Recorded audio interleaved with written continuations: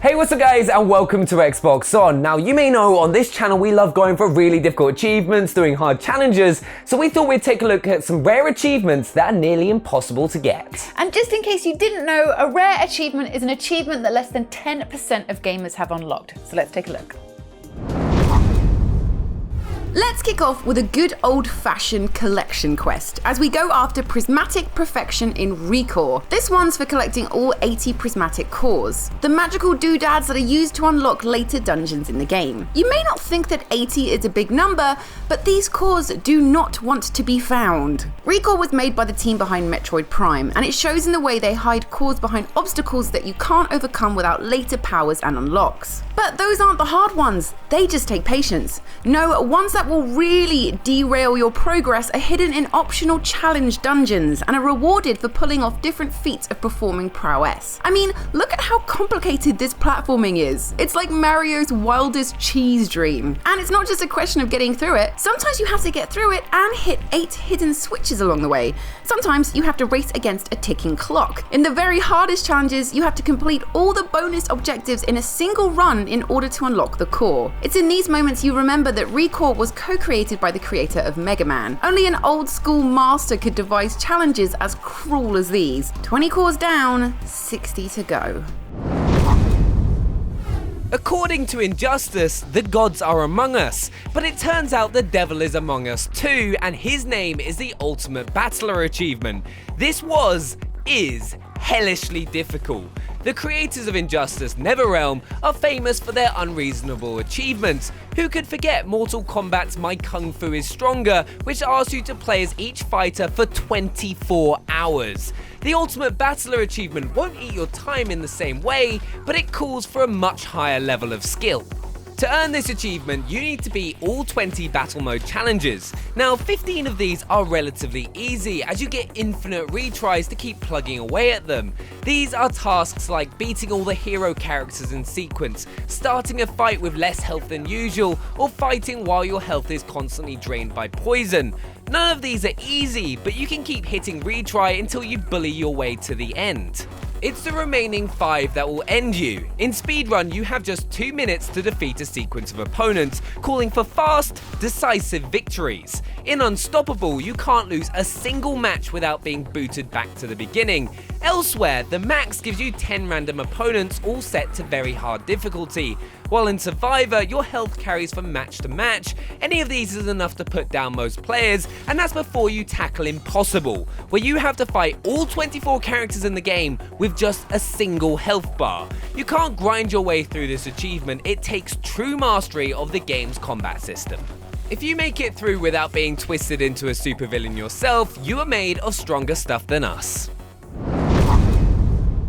Our next pick comes from Ori and the Blind Forest, the Definitive Edition. Or should that be Definitive Edition?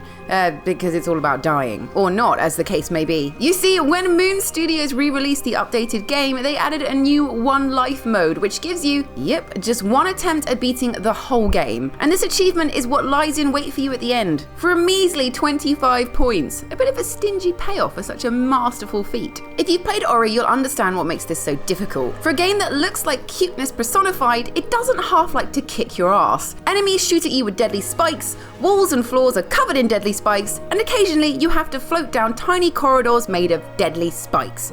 If you're wondering why the forest is blind, it's because it's poked its bleeding eyes out on all those deadly spikes. As such, this is one of the toughest obstacle courses on Xbox. There's a reason the stats screen and leaderboard comes with a death counter. You are fully expected to die hundreds of times over. The level of control you need to survive this world is crazy, and there are some instant fail escape sequences you need to remember off by heart. Will we be able to unlock it before the sequel arrives on Xbox One? Our final death count of 287 suggests not. In our last rare achievements list, we included Gears of War 4's Seriously 4.0, which seemed to upset people who thought Seriously 3.0 was much harder. They were right, of course, but in its recent update, Gears has added some amazingly difficult achievements that it can be proud of. Most of them revolve around the new Inconceivable difficulty, which is a survival mode of sorts that drops your health and the amount of ammo in the world so that you must make every bullet count. It really changes the rhythm of the game and is well worth tackling. But the achievement we're picking is Pumping Iron, which is for finishing the game on Iron Man mode. In this mode, just one death will send you all the way back to the start. It requires a flawless run of the whole campaign. The achievement can be tackled on hardcore difficulty and above, so while that removes the hundreds of insta-death headshots in insane mode, it still makes for an incredibly stressful and time-consuming experience. If you want, you can try and unlock it on Inconceivable mode, but the achievement doesn't require it. It's still not a time sink to rival the brutal Seriously 3.0, but as a pure test of skill, it is arguably one of the hardest Gears achievements ever.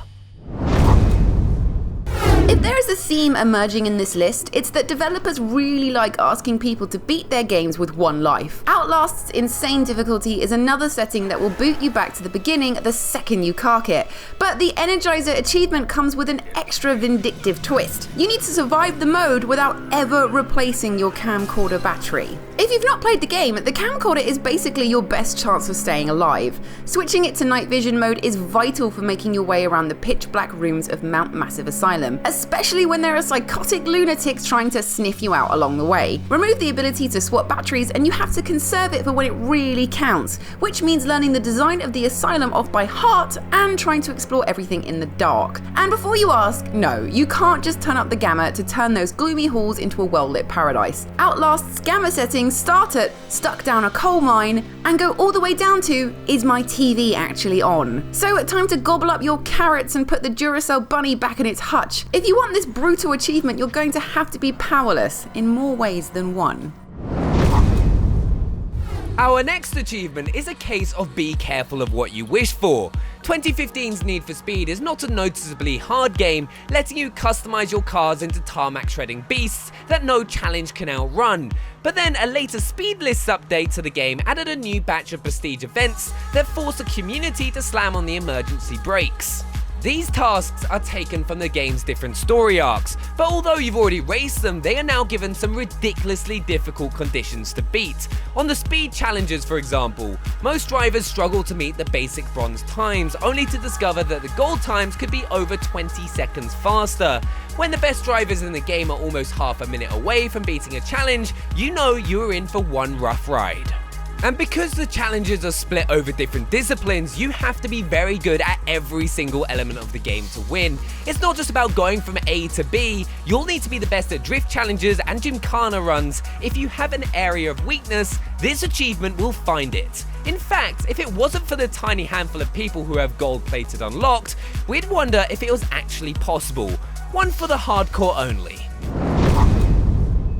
I hope you like footage of virtual poker because you're about to watch about a minute of footage of virtual poker. Hey, it could be worse. If you want to unlock the pure poker achievement in pure Hold'em, you need to watch a lot more than just a minute of poker. No, according to our calculations, you'd need to play over 4,000 hours of the stuff. Why? Well, the pure poker achievement is granted for reaching level 100. Maybe that doesn't sound too rough. Maybe you're the type of person who can wake up and prestige in Call of Duty before you've even had your breakfast. Well, this isn't war. This is something much more chilled and life-consuming. Every time you want to rank up, you need to get 10% more XP than the previous level. 1,000 points is followed by 1,100 points is followed by 1,210 points, and so on. But because of this formula, by the time you reach higher levels, you're having to add millions of XP just to climb a single level. The few who do have this achievement clock their final XP count at just under 140 million. Now, considering you get 200 XP for every hand you win, you can begin to get a sense of how long you'll be playing this game. In the time it takes to unlock this, you could train to be a professional poker player. Only the bravest of achievement hunters should risk going all in on this one. To the average person on the street, the letters LASO don't mean a lot, but said to a Halo veteran, these 4 little letters is all it takes to reduce them to quivering jelly.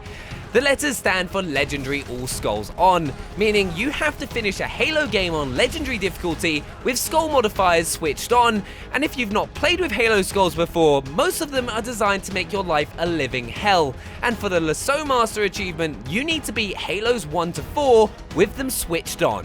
How much harder is it? Well, in Halo 2, easily the hardest of the 4 LASO runs, the skulls make enemies invisible, make your own gun and HUD invisible, makes enemies more likely to throw grenades, makes the AI more aggressive, and changes your shield so that the only way to recharge it is to kill with a melee attack. You ever tried to hit an invisible grunt with an invisible gun? It's not easy. And to make matters even worse, the Iron Skull modifier means every time that you die, you're back to the very start of the level.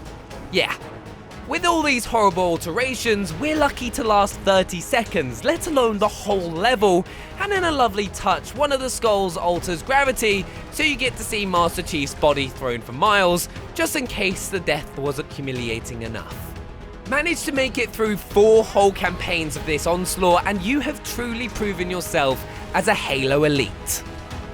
So there we have it, a load of impossible achievements to try and get on your Xbox One. Make sure to let us know in the comments if you've managed to get any of them yourself. Also, if you're new to the channel, hit that subscribe button so you don't miss out on any future videos. And make sure to hit that like button if you enjoyed this video, and check out last week's list feature whilst you're at it. We'll see you next time. Bye!